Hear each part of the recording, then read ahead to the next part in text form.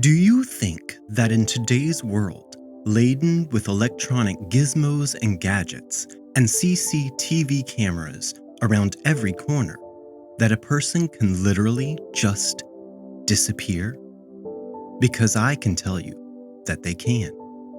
Today, we are going to discuss the disappearance of a man who to this day remains one of the most puzzling disappearances of all time. But maybe today, one of you can help bring Brian Shaffer home. I'm John Dodson, and this is The Secret Sits. Brian Shaffer was born on February 25, 1979. He grew up in Pinkerton, Ohio, a suburb of Columbus, and he was the eldest of two sons to Randy and Renee Shaffer. His maternal uncle was a comic book artist named Mike Parobeck. Uncle Mike's claim to fame was his work on Batman Adventures, a comic book tie-in to the animated television series Batman the Animated Series. By 1995, Mike was living in Chicago, halfway through his run on Batman Adventures, when he was diagnosed with type 1 diabetes, which can normally be controlled by taking insulin. According to his friends, however, he was somewhat careless with his own medical care. Sadly, this carelessness ultimately led to his death in 1996. Mike Parobeck was only 30 years old. Brian Shaffer graduated from the local high school in 1997 and went to Ohio State University for his undergraduate work. 6 years later, he graduated with a degree in microbiology. Following that, Shaffer began studies at the OSU College of Medicine in 2004. Despite his interest in pursuing a medical career, Brian often expressed his ultimate dream was to start a band and play music akin to one of his favorite performers, Jimmy Buffett. He had always been fascinated by the laid-back ambiance and routine of tropical locations. During his second year in med school, in March of 2006, Brian's mother, Renee, died of myelodysplasia, a form of bone marrow cancer. Brian was very close to his mother, and although he understandably took her death hard, those close to him claimed he handled it well. During his time at medical school, Shaffer had become romantically involved with another medical student, Alexis Waggoner. She, along with their families and friends, believed that Brian would probably be proposing marriage to her later in 2006, most likely on a trip to Miami the couple had planned for spring break at the beginning of April. Tropical locations, such as Miami, were attractive to Shaffer. As I said, he liked the relaxed lifestyle. On March 31st, a Friday, classes at OSU ended for spring break the next week. Shaffer and his father, Randy, celebrated the occasion by going out for a steak dinner together early that evening at the local Outback Steakhouse. Randy Shaffer noted that Brian seemed exhausted, but that was to be expected after having pulled all-nighters earlier in the week, cramming for some of his more important exams. The weight of grief over his mother's death only weeks before was probably also a contributing factor to his exhaustion. Brian initially planned to celebrate that night with his brother Derek. When Derek and his wife canceled their plans with Brian then arranged to go out later with his friend William Clint Florence. Randy did not think Brian should go out with his friend Clint later that night as he had planned to. However, he did not express his reservations to his son. At 9 p.m., Brian met Clint at the ugly Tuna Saloona, a seafood bar and restaurant in the South Campus Gateway Complex on High Street in Columbus. An hour later, Brian called Alexis, who had returned to her home in Toledo to visit with her family before she and Brian were due to depart for Miami. Brian told Alexis that he loved her and went on about his night. Brian and Clint went bar hopping, visiting several other bars, and working their way down to the Arena district. At each stop, the two had one shot each of hard liquor, according to Clint. After midnight, Brian and Clint met up with Meredith Reed, a friend of Clint's, in the Short North, an art district between downtown Columbus and the Ohio State campus. Meredith gave them a ride back to the Ugly Tuna, where they had started the night, and joined them for their last round. The three were caught on CCTV cameras at 1:15 a.m. riding the escalator up to the second floor, which contains the entrance to the Ugly Tuna. While the three were there, Brian separated from his friends. Some online sources claim that he told Clint and Meredith that he was going to talk to one of the members of the band, but all that is known is that again, on camera, around 1:55 a.m., Brian was seen outside the bar, speaking briefly with two young women. He then moved off camera in the direction to re-enter the bar. Clint and Meredith attempted to find Brian before the bar closed, repeatedly calling him. They were shuffled outside with all of the other patrons when the bar closed at 2 a.m. The two searched for Brian in the crowd of drunken college kids for a while, and then waited outside of the building for Brian. When they had no luck finding Brian among the departing crowd, they assumed he had gone back to his apartment without letting them know. Alexis and Brian's father, Randy, both tried to call him later that weekend, but he did not answer. Out of concern, Alexis went to his apartment, but while she found his car was parked in its usual spot and nothing looked out of place in his apartment, there was just no sign of Brian. On Monday morning, Alexis arrived at the airport, hoping that Brian might show up, explain his absence, and the couple would go on their romantic getaway and move on with their lives. Her hopes, however, were short-lived. Brian missed the flight to Miami he and Alexis had been scheduled on. He was then reported missing to the Columbus police. Police began their search for Brian at the Ugly Tuna Saloona, the location where he had last been seen. Since the area around South Campus Gateway was somewhat beleaguered with a high crime rate, the bar had installed security cameras.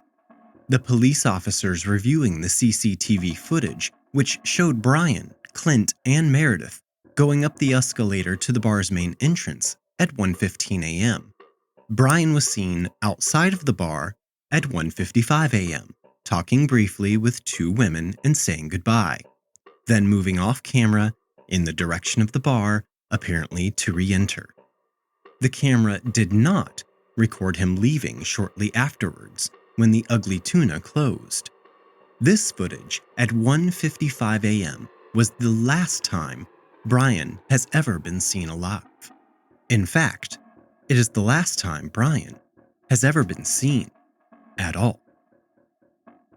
Since Columbus has the most security cameras of any city in Ohio, more than Cleveland, Cincinnati, and Toledo combined, officers next looked to the footage from the other bars to see if cameras there could explain how Brian had left the Ugly Tuna Saloona. Yet, after examining all of this additional footage, there was still no trace of Brian. It was possible, investigators realized, that Brian could have changed his clothes in the bar or put on a hat and kept his head down, hiding his face from the camera. The cameras at the Ugly Tuna might also have missed Brian, as one camera panned across the area constantly and the other was operated manually. The building's only other exit was a service door not generally used by the public, which opened, at the time, onto a construction site that officers believe would have been too difficult to walk through while sober, much less intoxicated, as Brian likely was at the time. The search began to fan out from the Ugly Tuna Saloona, with officers, sometimes accompanied by police dogs, looking closely in the street, inspecting dumpsters and other waste containers, and asking residents if they had seen Brian. Flyers bearing his picture were passed out and posted everywhere. They showed a tattoo on Brian's upper right arm of a stick figure logo from the cover artwork for the single Alive by Pearl Jam, one of his favorite bands, and noting a distinctive fleck in one of his irises. Police even persuaded the city of Columbus to let them into the sewer system to search there. Unfortunately, no useful information was uncovered. At Brian's apartment on King Avenue, 6 blocks from the bar, his car was still parked outside, and inside, nothing appeared amiss. After searching miles away from the ugly Tuna in every direction, police began to consider other possibilities, besides an accident or foul play.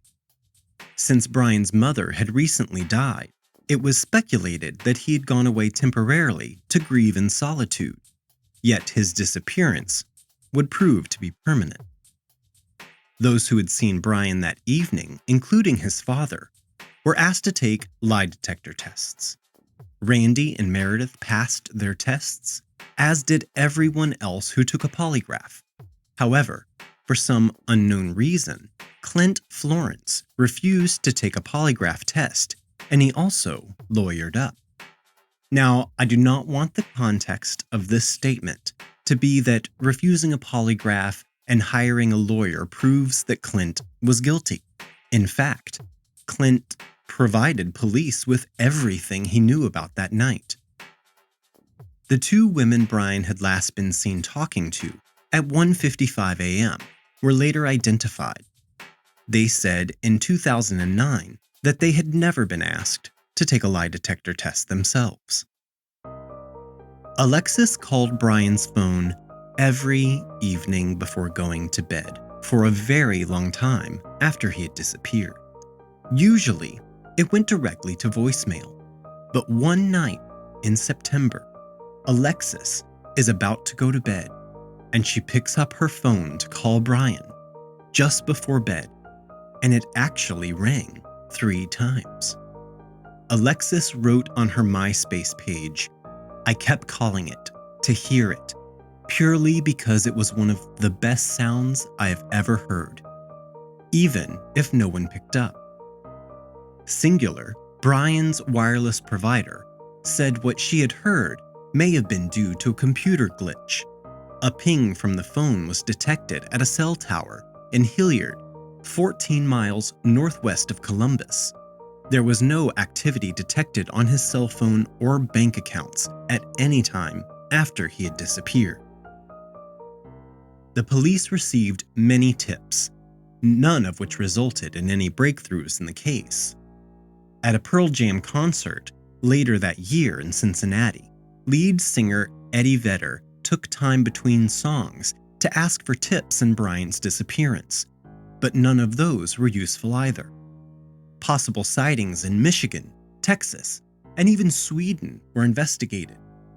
Randy Shaffer, who had recently suffered the death of his wife, continued to search for his son on his own. A psychic he consulted told him that Brian's body was in water near a bridge pier. He and Derek, Brian's younger brother, along with some other citizens who had become interested in the case, bought waders and spent a lot of their free time along the shores of the Olentangy River, which flows through Columbus adjacent to the OSU campus, searching in vain for Brian's body near bridges. This possibility also led police to briefly consider the heavily disputed smiley face murder theory. Okay, the smiley face murder theory is a theory advanced by retired New York City detectives Kevin Gannon and Anthony Duarte, and Dr. Lee Gilbertson, a criminal justice professor and gang expert at St. Cloud State University. They allege that a number of young men found dead in bodies of water across several Midwestern states from the late 1990s to the 2010s did not accidentally drown, as concluded by law enforcement agencies, but were victims of a serial killer or an organized group of serial killers. The term smiley face became connected to the alleged murders when it was made public that the police had discovered graffiti depicting a smiley face near locations where they think the killers had dumped the bodies in at least a dozen of these cases. The response of law enforcement investigators and other experts has been largely skeptical. Brian, under this theory, would be the purported serial killer's only victim whose body had not yet been found. Columbus police eventually rejected any connection to the alleged killer in Brian's case, following the lead of most law enforcement agencies, including the FBI, that have looked into it. An unexpected and bizarre event took place in September of 2008, when during a heavy windstorm, Randy Shaffer was out in the yard of his Baltimore home clearing debris. Out of nowhere, a branch blew off of a nearby tree and fatally struck him. Neighbors found his body the next morning and called police. After his obituary ran online, a condolence book was posted. One of the signatures in it said, "To Dad, love Brian, U.S. Virgin Islands." This suggested Brian might have left Columbus for a new life elsewhere. However, upon further investigation, the note was found to have been posted from a computer accessible to the public in Franklin County. It was determined to be a hoax. Shortly after Randy Shaffer's death, Neil Rosenberg, an attorney for Clint, wrote to Don Corbett, a private investigator who had volunteered his time to help the Shaffer family find Brian, regarding his client's ongoing refusal to take a lie detector test. Rosenberg suggested that he had learned that the Columbus police investigating the case believed Brian was alive. In April of 2009, The Lantern, OSU's student newspaper, disclosed the exchange. If Brian is alive, which is what I'm led to believe after speaking with the detectives involved, then it is Brian and not Clint who is causing his family pain and hardship, Rosenberg wrote. Brian should come forward and end this. Clint, he said, did not have anything to hide. He had merely told everything he knew from the beginning and did not see the value of doing so again. Rosenberg's assertions notwithstanding, many of those who were close to Brian Shaffer have criticized Clint for not being forthcoming enough. As soon as the detective started getting involved, that's when he pretty much had no contact with anybody, recalled Derek. I've always thought he definitely knows something, just won't come forward with it. He believes it is still possible that Brian is alive, and Clint knows where he might have gone. If Brian did take off somewhere, if that is the case, we just always had a strong feeling that Clint would possibly know that, he said. Alexis also thinks that Clint is withholding information, but believes that it's likely her former boyfriend is dead and did not run off. I can't imagine he would have just done that, she said. In 2014, Columbus police said they were still receiving at least 2 tips a month on the case via the local Crime Stoppers hotline, though none had proven useful. The evidence in the case filled 4 evidence boxes. One of the original investigators, Andre Edwards, told Columbus Monthly that after extensive review of the camera footage at the Ugly Tuna Saloona from the night Brian disappeared, which was intended to rule out the idea that he could have left in disguise, he could say with 100% certainty that Brian did not leave via the escalator. Police say they have 3 theories about the case, but decline to discuss them, even generally, with the magazine. In 2019, an image of an alleged American homeless man in Tijuana, Mexico, bearing a resemblance to Brian, began circulating online. Columbus news station 10 TV forwarded the images to detectives in charge of Brian's case in 2020. The detectives sent the images to the FBI for facial recognition analysis, which ruled him out as the identity of the man. In March of 2021, the Ohio Bureau of Criminal Investigation released an age-progressed photo of what Brian might look like at age 42, nearly 15 years after his disappearance. Between Brian's disappearance and his own death, Randy joined the families of other missing adults in Ohio in lobbying the state legislature to pass a bill establishing a statewide protocol for such cases. At the time Brian disappeared, it was left up to individual departments on how to handle cases, and some parents felt that investigations into their relatives' disappearances had suffered as a result. By the time Randy died, the bill had become law. Now, there are many theories that can be found online as to what may have happened to Brian Shaffer. Many feel that he never made it out of the ugly tuna. They believe that he had met with foul play somewhere inside the bar.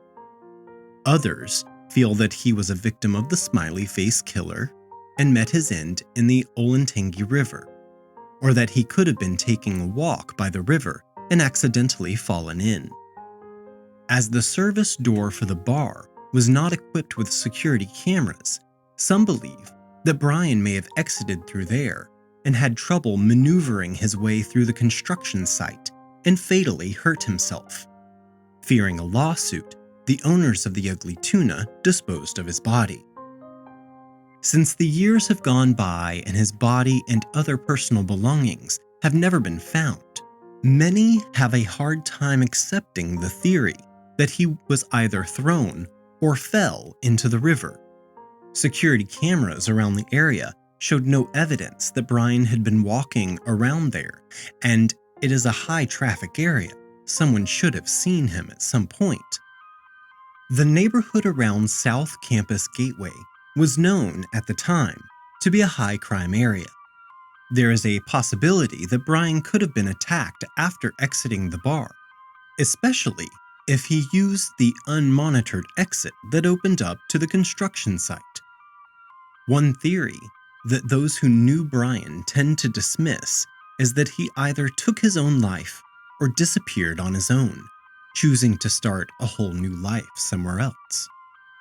Those closest to Brian never detected signs of depression.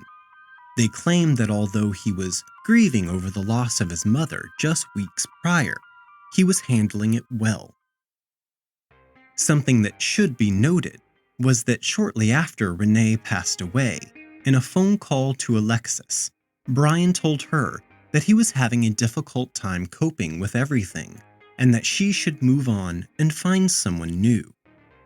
Not long after that conversation, Brian took back his words and asked her to go away with him. While many feel that Brian would never have left behind his family, who he was very close with, or his promising career as a doctor, or his loving and beautiful girlfriend, who he planned to marry, stranger things have happened. Do we truly know what secret thoughts lie in the minds and hearts of those closest to us? Honestly, I think the most heartbreaking part of this story is that Brian's little brother Derek has lost both of his parents and his older brother in such a short amount of time and in such tragic ways. My hope for him is that he eventually finds all of the answers that he is looking for, and that at some point he can dig through the secrets and come up for some fresh air and feel the sunshine again. I'm John Dodson, and this has been The Secret Sits. Audio engineering by Gabriel Dodson. Original artwork provided by Tony Lay.